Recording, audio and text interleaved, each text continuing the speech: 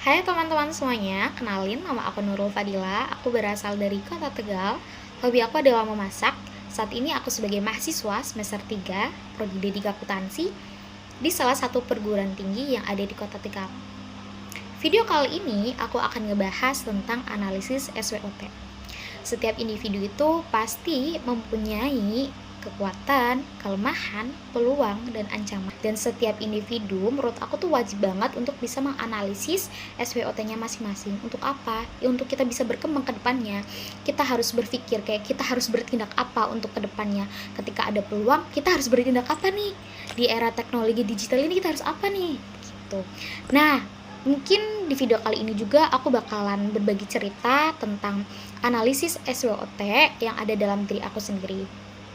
Kelemahan yang ada di dalam diri aku sendiri tuh waktu semester 1 aku kurang bisa membagi fokus belajar aku. Jadi tuh banyak banget tugas yang keteteran yang kayak aku kayak panik sendiri kan. Tugasnya udah deadline, udah mau deadline lagi bener gitu kan. Jadi aku tuh kayak berkecamuk sendiri dalam otakku kayak tugas hari Senin ini. Jadi aku dulu tuh nggak bisa buat to-do list, nggak bisa bikin catatan, bukan nggak bisa ya. Jadi mungkin pola pikirnya belum berkembang banget ya. Dari semester 1 aku udah ada perubahan. Yaps, aku sekarang tuh udah bisa membiasakan untuk bikin to-do list yang kayak catatan kayak gini, kayak tugasnya tuh apa aja gitu, deadline-nya itu hari apa gitu. Itu sebagai solusi aku dari kelemahan aku itu kurang bisa membagi fokus belajar aku. Nah, di sisi lain pun aku pasti punya kelebihan aku ya mampu berkomunikasi baik sama orang lain. Dan menurut aku sekarang tuh wajib banget ya untuk bisa berkomunikasi baik dengan orang lain. Kita bisa menyampaikan ide-ide yang kita punya, terus bisa berpendapat gitu kan. Kita bisa punya teman banyak, relasi banyak gitu dari komunikasi itu. Jadi menurut aku emang ada orang yang mungkin belum bisa berkomunikasi dengan baik sama orang lain, ya kita bisa belajar sedikit demi sedikit, kayak mungkin berbicara di depan cermin gitu kan, kayak malu gitu kan, itu kita bisa belajar. Mungkin kita bisa ikut workshop gitu kan, kayak seminar-seminar tentang komunikasi, gimana sih tips and triknya gitu.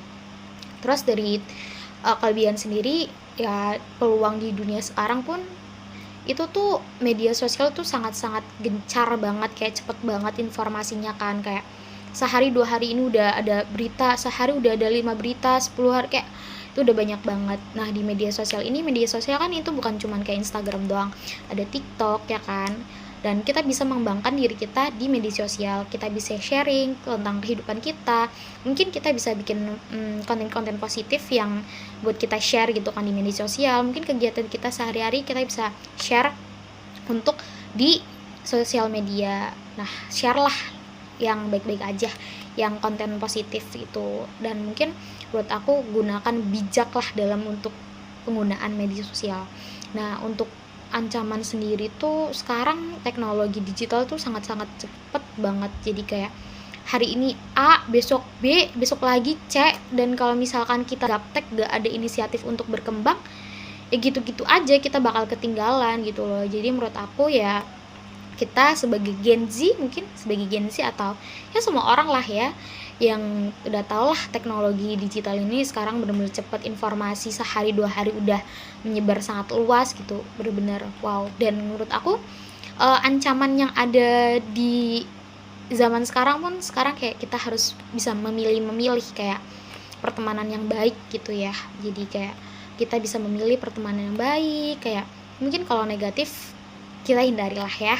Jadi dalam hal ini aku bisa menganalisis SWOT aku, ya aku bisa keluar dari kelemahan aku sekarang sudah bisa belajar, aku sudah bisa membiasakan aku membuat catatan-catatan kecil, tugas-tugas kecil, kegiatan apa dalam 1 minggu itu aku buat dan aku tempelin di meja depan aku. Itu ada apa ya, ini ya styrofoam gitu, jadi aku tulis-tulis gitu. Dan menurut aku dengan media sosial yang sekarang gencar banget, kita bisa bikin apa ya, kita bisa mengembangkan diri kita tuh di media sosial, di TikTok, Instagram. Kita bisa berkembang di media sosial. Ya kita main media sosial ya harus bijak gitu, kita harus melakukan hal-hal yang positif. Dan menurut aku ya gitu, teknologi digital itu sangat-sangat cepat gitu. Menurut aku kalau misalkan kamu nggak mau berkembang, kamu mau ketinggalan, kamu nggak mau jalan, kayak kamu nggak mau nyari tindakan, kamu nggak mau nyari solusi, ya kamu pasti gitu-gitu aja, nggak mau berkembang kan, jadi kamu bakalan ketinggalan sih.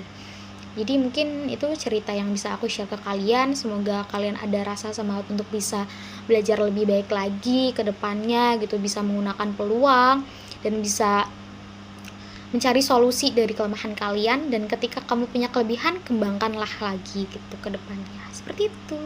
Terima kasih teman-teman semuanya.